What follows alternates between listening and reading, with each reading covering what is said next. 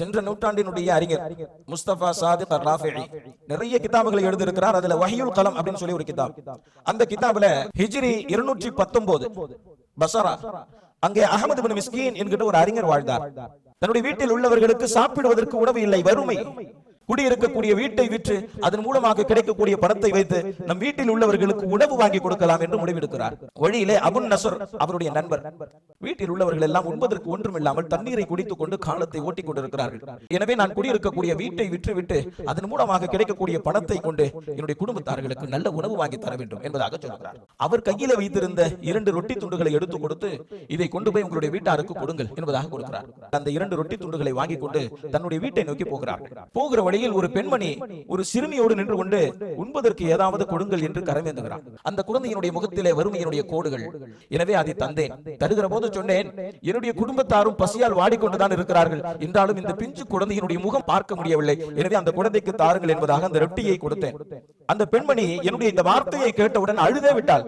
அந்த ரொட்டி துண்டை அந்த குழந்தைக்கு கொடுக்கிற போது அந்த குழந்தையினுடைய முகத்தில் ஏற்பட்ட அந்த சந்தோஷம் அதை என்னால் மறக்கவே முடியாது என்பதாக சொல்கிறார்.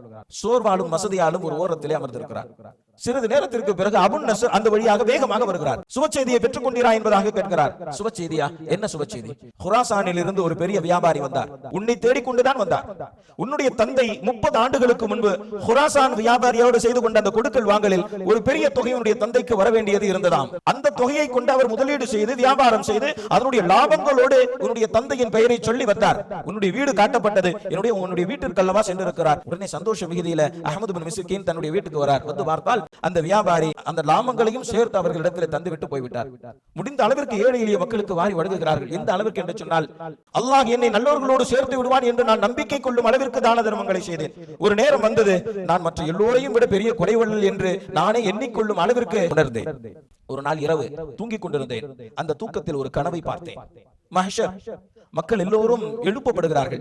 தங்களுடைய முதுகுகளில் தன்னுடைய நன்மை மூட்டைகளையும் தன்னுடைய பாவ மூட்டைகளையும் சுமந்து கொண்டு தராசு தட்டிற்கு முன்னால் வரிசையாக நிற்கிறார்கள். அந்த வரிசையில் நானும் வருகிறேன். என்னுடைய பாவ மூட்டைகள் ஒரு தராசில் வைக்கப்படுகிறது. நான் செய்த தான தர்மங்கள் எல்லாம் அங்கே வைக்கப்படுகிறது. ஆனால் வைக்கப்படக்கூடிய அந்த தான தர்மங்கள் எதுவுமே கனமாக இல்லை. நான் ஆச்சரியப்படுகிறேன்.